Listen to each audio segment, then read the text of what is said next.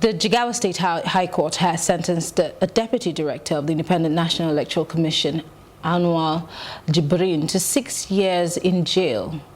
Now, he was convicted alongside one Garba Ismaila, who got 7 years in jail for benefiting from $115,000 largesse of a former Minister of Petroleum, Dizani Alison Madueke, in a bid to influence 2015 presidential elections. Now, can we say this judgment is coming a little too late, or better late than never? Joining me to have this conversation, I have still with me Segun Sopitan of ACT Network. Segun, thank you for still staying with us. Thank you. And joining us is Mr. Kofi Patel. He's a broadcast journalist. It's good to have you join us, Kofi. Thank you, Maryann. Good to be here. Now, it is an election issue. I mean, Segun, we were here all through the elections. Absolutely. You know, we were watching and analyzing, and Kofi, I'm sure you were doing that on the other side of the block on the radio. Absolutely. Literally, you know, we were like eagles, you know, getting a bird's eye view on the issue.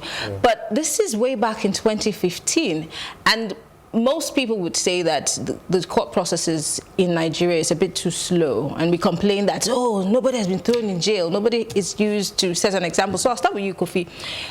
Does this somewhat mean that there is hope for fighting electoral malpractices, or is this just targeted because of the person behind all of this largesse? Yeah, you know, time will tell. You know, the proof of the taste of the pudding is in the eating. You know, we have multifaceted issues in the country, be it election-related issues. You know, and you know, you cannot just solve a problem with the swing of a wand or with one, you know, court judgment. There's several other cases that need to be solved. But in this case, of course, this was when Professor Jega was still, you know, in power, and there was an uproar of sorts. And, you know, even River State was embroiled in some drama of somebody, money's exchanging hands, and people trying to. So, at least for once, one person, if not many, at least 2 people have been issued a jail term. And these are people who worked within the electoral body, which is supposed to be somewhat transparent and independent. Can we at least, you know, give a pat on the back to the judiciary? We can, because one of the problems we've had in this country with every single matter that we complain about is that we don't have people being used to set examples. And people often get away with a slap on the wrist when they commit crimes. So that's the positive, that, okay, some persons have committed crimes and they're being made to do the time. Now, is the sentence, you know, commensurate with the crime, you know, committed? What do the laws say about this? You know, but you see, we need to also look at the underlying reasons why these things keep happening, because guess what? They will still happen. There are people in INEC today who are cronies of politicians who are there to do the bidding of politicians, some of them for the highest bidder. What's the sincerity of the INEC structure from top to bottom? What happens behind closed doors? Are these ones just the scapegoats, or we have bigger fish? See, when we get the big fish, nothing just happens. You see, it's like Abacha said some time ago. Was it Abacha? That when there is an unrest or something in the country beyond 24 or 48 hours, Babangida go, that maybe it's officially sanctioned. There are big fish in INEC who have to be fried. And those big fish are not getting fried. All right, but this is a start, you know, but there's multifaceted problems. Now, we look at the underlying factors. We have different reports on electoral reforms. If I'm not mistaken, the Justice Uwe's report, for instance, that should, you know, solve a lot of problems. I need to check that, cross-check that fact. But there are reports that recommend steps to be taken to clean up the electoral system in this country. Even the EU observation team recently released a report that I thought to myself that we don't even need outsiders to tell us that these things are happening. But if the outsiders are coming and telling us the same thing that we already know, and we still haven't changed it, then there is a problem, isn't it? Yeah. So for you, Segun, as a member of ACT, and you have been pushing for electoral reforms, you know, let's have an incredible electoral system, which is not rocket science. Is this something that is applaudable, or is there much more to do, like Kofi has said? I mean, I agree with him 100%. So the first thing is, like I've always said, and I will continue to say, where there is no consequence for bad behavior, it will only continue, and it will be perpetuated, and it will increase, right? So in that sense, we can say, oh, okay, this is at least it's a step. So like somebody was saying on Twitter yesterday about another matter, little wins. So let's learn to celebrate our little wins. So, okay, this is a little win, but we know, I mean, that the cases of corruption, the cases of electoral malpractice, whether from within INEC or from outside it, whether it's election violence and all sorts of other malpractices, were definitely more than 2 or 3 in 2015. Definitely more than 2 or 3 in 2019. But we know how the law works. Yeah, there has to be evidence that is so impeccable that the judiciary cannot ignore. It has to be very factual. And we know that, I mean, several times these cases are thrown up for lack of evidence. So maybe we need to get to work. Yeah. So there are 2 organs of government that we've got to hold responsible here. One is INEC itself, you know, because they are the ones managing the elections, and a lot of the things that are happening happen under their purview. So what kind of institutional framework do they have in place to capture these things when they happen, to gather evidence with the deliberate intention that if these things happen, we will nail you? So does the institution have the will, the political will? Are they deliberate in pursuing consequence for bad behavior in this regard? That's one. Then, of course, there's the police and all the investigating and prosecuting agencies who are also obviously very complicit in all of the shenanigans that happen, right? So it's not surprising that these things don't get prosecuted properly, because the people that should prosecute are the offenders themselves, and we all know this. So I think it's eventually comes back down to us. We need to keep insisting, we need to keep asking, demanding that these people be brought to book so that they can stop, you know, these terrible things that's robbing and denying us of our free choice, of our free will, because that's what happens when these things happen. Now, the other concern I have is with this particular judgment, if you notice, it's an EFCC case. And that's for me, that says it all. It's an EFCC case. It's not the police and INEC. It's the EFCC. It's a part of the investigation into Desiani and the other stuff that's happened that the time, largesse. right? Yeah. So in as much as we want to be happy that okay, somebody has been prosecuted and jailed for an electoral malpractice, this hasn't been pursued by either INEC or by the police, who ordinarily, you know, economic and financial crime. Electoral offenses are not economic and financial crimes. So for me, that also puts a bit of a stain on this. But this also falls on that, whether we like it or not, under the purview of ICPC and all of that. So it's a hydra-headed problem somewhat in this particular case. So like I said at the beginning, is it... Well, it is now. We've established that it's because there is a certain Alison Madueke underneath. But what about other people? I mean, the last election, we saw all kinds of drama. We saw even the army on TV, on live TV. And this all was happening in River State. How come we keep doing the same thing every year? The same things keep happening. The media, I'm going to put us, I mean, our heads are on the chopping board right now. We really never push beyond just talking about it.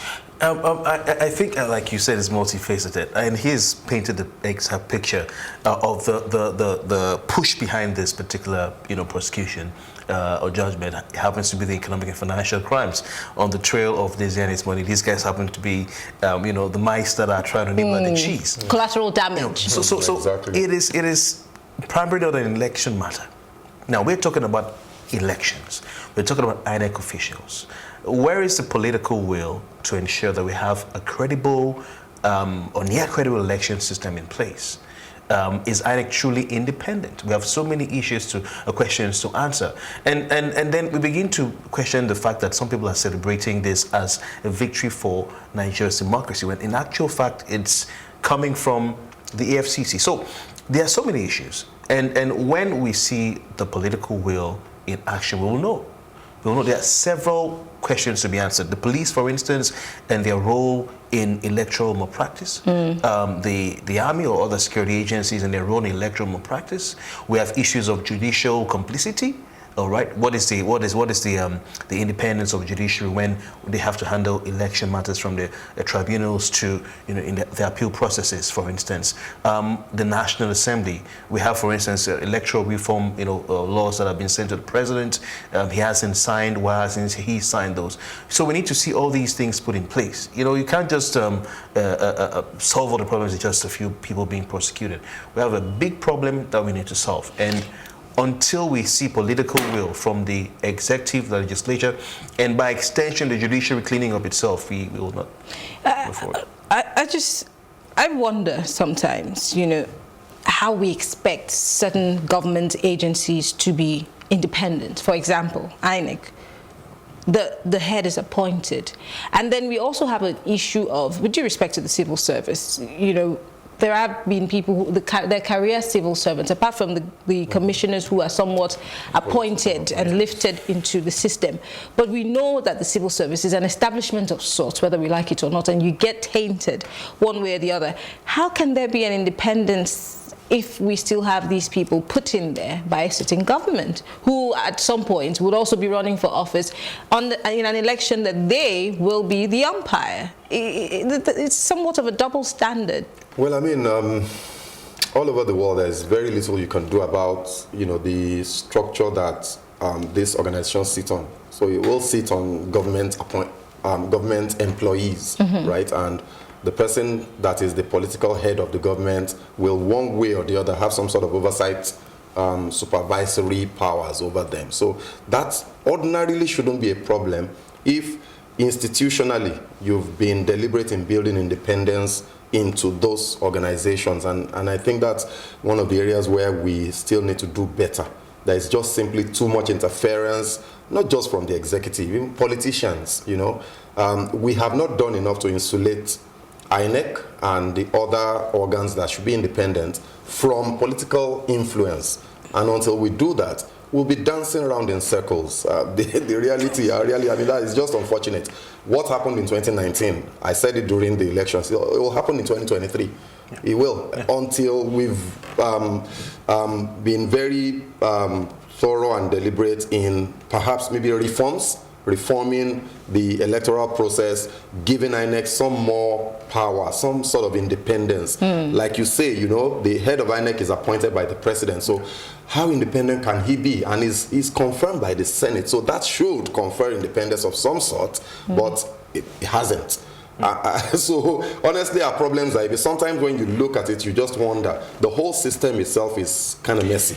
The whole system is messy. Kofi, where do we even start? Because there has to be a starting point. The starting point for me, and I've always said this, you see, remember when the National Assembly dilly-dallied on passing of INEC's budget, or, you know, the extent. I mean, that was simply political. I'm wrestling between the executive and the legislature. Now, for me, you see what these guys, you know, armed thugs, and then I always say the police isn't the problem. INEC isn't the problem. The problem happens to be the politicians. The militaries, because the politicians are the ones who call the police. You have to do this. We'll call the military. You have to do it. We'll call the INEC officials or the youth or ad hoc staff like youth service corps members. You have to do this. Now, I think that we need to start from the point of building strong institutions, because you're talking about, like he said, he talked about institutional reforms. You're talking about the INEC of chairman who is an individual. But remember, say soldier come, soldier go, soldier back. Jega left. And I'm sure that when Jega left and this new guy came in, we began to see some other things that maybe we would have celebrated Jega for.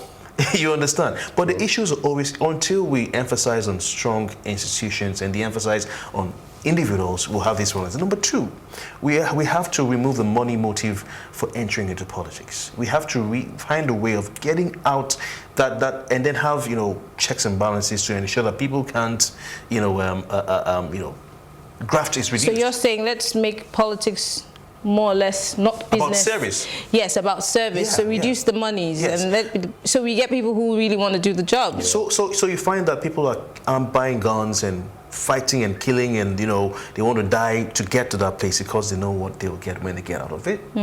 If people get there to serve and they realize that they're going to be paid like every other person for the work they do, you have people who have what it takes, who are not empty barrels, and who are ready to serve. They have a heart to serve and a vision when you have a vision and you have a passion, you don't need to be paid to do what you do. Maryann, you've had times where you worked in this industry where you weren't paid $1. I have served my years. Yeah, you have. That's why you're able to call your boss, volunteered, boss TV and say you must pay this amount. You see, but you can't. Passion is what drives people in other countries. How much do they get paid in other parts of the world? Look at this guy in Uruguay who was president of Uruguay, and he's driving an old car. Passion. You understand? He just wants to help and serve his country. So these guys out there today are killing and maiming and fighting and bribing and using, the forces of state. To prosecute elections, win at all costs because of the money that they can make. So you're saying that 2023 and the years to come, if we do not make a deliberate choice to change things, it will never change. We'll keep going around in circles. It'll be the same thing. So, and something that I also would like to point out that we all seem to be missing, I think, is, there's been an escalation in violence and in insecurity, upsurge in insecurity in the country. Do people realize that it's because of the elections? I don't know whether it is an aftermath of sorts. Yeah. So what happened was that, as we learned, without the shenanigans with Senator Ibikule Amosu in Ogun State and all that, that was a prime example, and it's just that for reasons beyond his control, it had to come to light. It wasn't only in Ogun State that those types of things happened. These guys arm people. They arm thugs because of the elections, because of the incentive of getting into power and into office is too high. Well, that's a whole kettle of fish on its own. Yeah. We will have to revisit the Ibikule Amosu issue, because as we speak, it seems to have died. Yeah, and that's how we are. We just roll over and let it go. But as usual, the conversation will continue. I want to say thank you to you, Mr. Kofi Bartels. Thank you very much for being here. And of course, Segun Sopiton, a political analyst, and he's of ACNET. Well, thank you so much. I wish we could continue with this conversation, but we have to go. We'll take a short break and bring you our plus packages, and when we come back, I'll be giving you my take.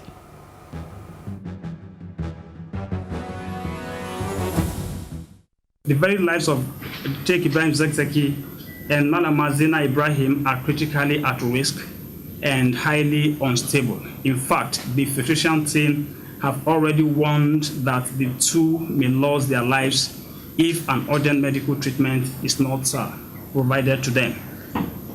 Consequently, this medical emergency situation should be dealt with immediately. It is also clear that all of the previously mentioned medical conditions have developed as a direct result of wanton negligence and untimely interventions caused by the unnecessarily restricted nature of their access to proper medical attentions for the past 3 years. We wish to reiterate our demand that Sheikh Ibrahim Zakzaki and Malamazi Ibrahim should be urgently allowed to travel abroad for standard medical treatment. This is part of their right to life provided by the law. This is a fundamental right of every citizen under Section 33 of the Constitution of the Federal Republic of Nigeria, CFRN 1999, as amended, and Article 4 of African Charter on Human Rights, on Human and People's Rights. In the blood of Sheikh Zakzaki, we found a blood level. A mean blood level of over 200 micrograms per deciliter. This is 20 times more than the allowed level that he's supposed to have. And when it comes to the procedures of removal lead, which is the treatment is called chelation therapy, once someone is having 45 micrograms per deciliter as a child, and when an adult is having 80 micrograms per deciliter, it becomes an emergency. That lead must be removed. Otherwise, lead will go and cause so many problems, any usefulness in the body. And when it enters the body, it doesn't just stay there. It will go and create so many problems. First of all, it will interfere with the nervous system. It causes cognitive problems, particularly in children. But even in adults, research have already indicated, depending on the number of lead concentration in the blood, that is how much difficulties you have. It's time for my take concerning the Ruga issue. I believe that in fostering unity, the individual interests of citizens should not be tampered with. First of all, this is a business. It should be either handled personally or by governments or the various states. I mean, not the federal government. First of all, taking control of various lands in the state will reduce the amount of revenue each state is producing, and constitutionally it's not right. Secondly, there is a higher risk of spreading insecurity across the 36 states of the country. The scheme is simply not just, it's not for Nigeria, except we clearly strategically plan it out. Instead, let's educate these cattle rearers on the concept of ranching, provide them with loans to set it up, and, you know, we'll be up and going. Now, Nigerians are against it for now, so why pursue it further? Let's sit back, relax, and re-strategize, educate Nigerians, just like my guest said. Let them know what they need to know about this and how it would benefit them. Then we can take it from there. Let's not just throw it out there because we're looking for a solution to a problem. And for the sentencing of INEC officials, I believe that, first of all, it's a little bit late, but these things happened in 2015. Why are they being sentenced a whole 4 years later? Well, the judicial system has its own problems. But I know that several factors contribute to this, one of which is the lack of independence of the judiciary. The independence of judiciary is very important because this arm of government is popularly regarded as the hope of the common man. Legal practitioners should maintain an unbiased view because this will go a long way in helping us to achieve the independence that we want. However, I suppose it's better late than never. So some cases have never seen the light of day, but this one has gone through all the stages. So we need to do better. And that's all for tonight. Thank you for staying with us. I believe you had an interesting time with us. I'll be back tomorrow, same time on Plus Politics. I'm Maryann. Do have a great day.